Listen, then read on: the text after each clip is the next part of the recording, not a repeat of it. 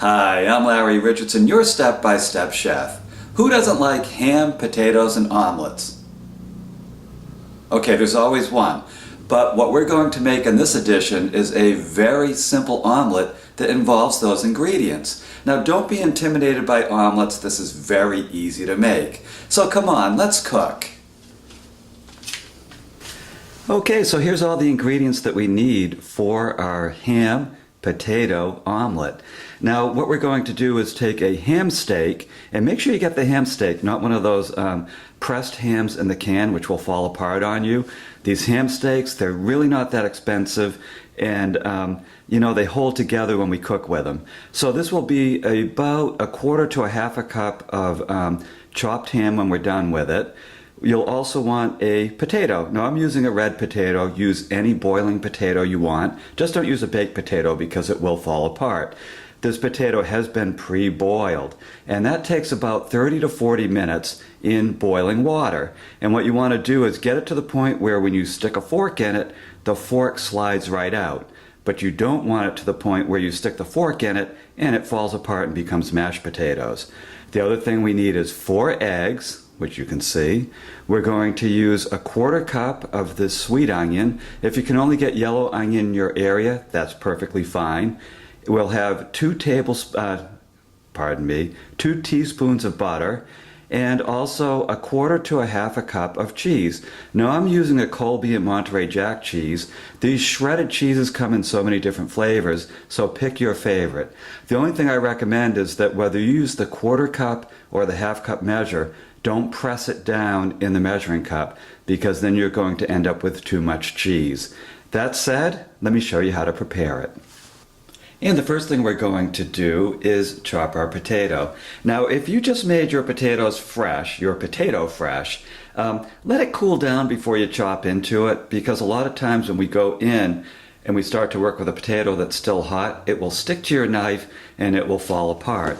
So give it a little bit of time to cool before you work with it. So I'm cutting the potato in half, and then I'm cutting it this way. And then I'm just going to go down like this. I'm just cutting it into 1/8 to 1/4 inch thick slices. Nothing gets easier than this. And if you want more potato, certainly you can add that to your omelet. Try it this way the first time. My only concern is if you go overboard on potato, your omelet, when you go to fold it, is going to be so stuffed it won't fold over properly. So there we go. There's our potato pieces. So we're going to put that off to the side. And now we're going to mince our onion. So this is just a really fine chop of the old onion. And let's see, gotta get the paper off this. The paper's so thin on this one, it's a little bit hard to tell what's paper and what's onion. Okay, and I can see a little bit more core right there than I want, so I'm going to chop that out. There we go. Now we're just getting onion. So now what I'm going to do, oops, there we go, is just score the top, put the lines very close together, because I want this like minced onion. I don't like big chunks of onion in this omelet.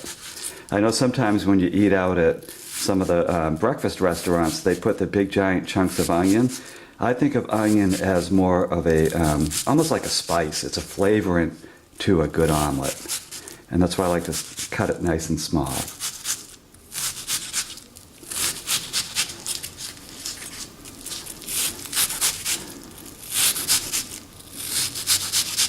And then I'm just going to cut down the face.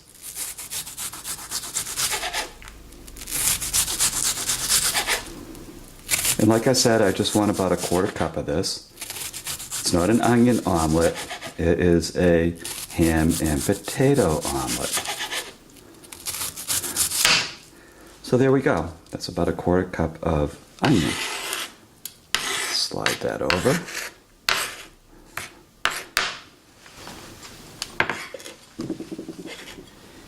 And the next thing up is our ham.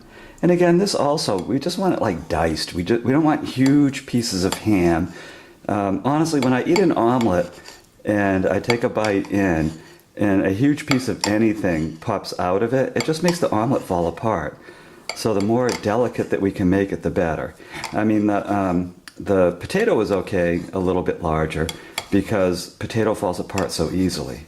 But ham, if you leave big ham strips in this, I can guarantee you the omelet gets just all over the place. So there we go. And again, we're shooting for anywhere from 1/4 to 1/2 cup. And you want to do it to your taste. Some people like more ham, some people like a little bit less. But there we go. So the ham is all ready to go. And our last ingredient that you absolutely must have for an omelet is eggs. So I'm just cracking our 4 eggs into this bowl. Okay. And now what we're going to do is add a tablespoon of water. Now what the water does is it causes the egg to fluff up. I find a tablespoon is just right. If you like super fluffy eggs in your omelets, then you can add more water. If you don't like them fluffy at all, don't add any water at all. But I like about a tablespoon. It just works out just right for me. And then we're just going to beat the eggs. Now you don't have to go super crazy in beating the eggs. Don't worry if there's some kind of like little windows in it, because we're going to use them when we make the actual omelet. And the first thing we want to do over at the old stove is saute our onions, ham, and potatoes. So we take 1 of our teaspoons of butter and put it in this pan that has been preheated over medium. Get that nice and coated. And I know this looks like a stick-free pan, and it is, but the butter does add some nice taste to the potatoes, onions, and ham as they saute. So put our ham in there.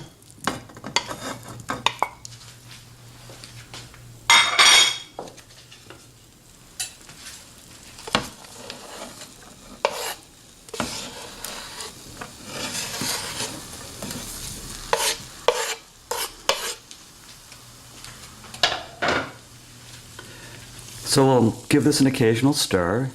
And what we're really looking for is for the onions to start to saute, to start to turn clear. Then we know that the filler for our omelet is ready. So we're not really going out to brown the potatoes. It's really the onions that we're most concerned about. So while that sautés, we're going to go over to our other pan. So this frying pan has been preheating at just under medium heat for about 3 minutes. So we're adding our other teaspoon of butter and just coating the bottom of the pan. And make sure it's coated pretty completely, because we will have to fold the egg over, and you don't want the egg sticking to the pan at all. This butter also gives the egg itself a nice golden brown color when the omelet is finished. So now we just take our egg mixture and we pour it right in here.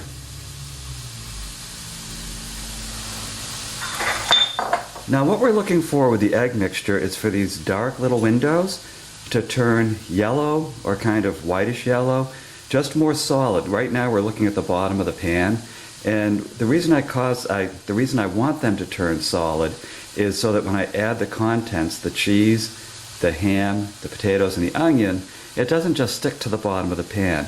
I like to have a nice amount of solid egg just on the bottom, and then we will add the other ingredients. And this process only takes about 3 to 5 minutes, probably closer to 3.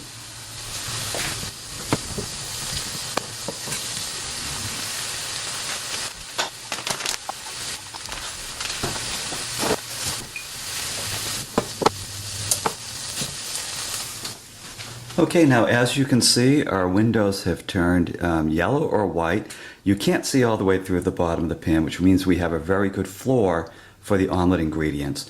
So our onions did turn translucent, so we're ready to add those to half of the omelet.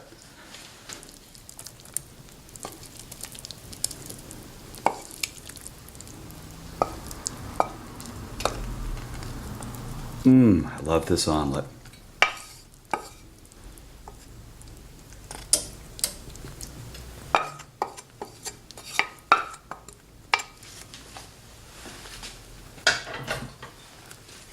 And on the other half of the omelet, we're going to add our quarter to half cup of shredded cheese.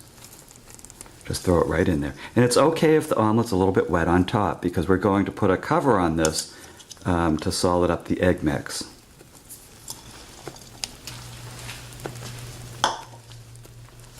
So now we just cover it. And what we're looking for here is for the cheese to melt and for the egg mixture itself to turn much more solid. You do not want runny egg in this omelet. So this should take about 3 minutes. In 3 minutes I'm going to check it. Okay, so 3 minutes later, let's take the cover off and take a look. You can see that the cheese is completely melted. The egg is cooked. The egg is cooked on this side too. So what we're going to do is just take our spatula and fold it over. And you can see the egg got nice and browned from the butter that we added. Now this omelet was for two, and you can see, sometimes even for me, considering all the different omelets I've made, the fold isn't exact. Sometimes it does this, but want to know something? It tastes just as delicious. If you want perfection when you do the fold, you may have to go a little bit slower, and if you want absolute perfection, you might have to make it again. But with the potatoes in, the angles are kind of funny. I'm also working around a tripod, but this is going to be delicious. I'm looking forward to it. And this omelet is for two, so I'm just going to slice it in half. Yum. And look at what you just did. So look at what you just did. You just made a delicious ham and potato omelet. Congratulations, good job. Now if you go to my website, stepbystepchef.com, you'll find a printable version of this recipe and recipes and videos for dozens of other dishes, including more omelets that I think you'll find very delicious. So I'm Larry Richardson, your Step by Step Chef. I'll see you in the next episode.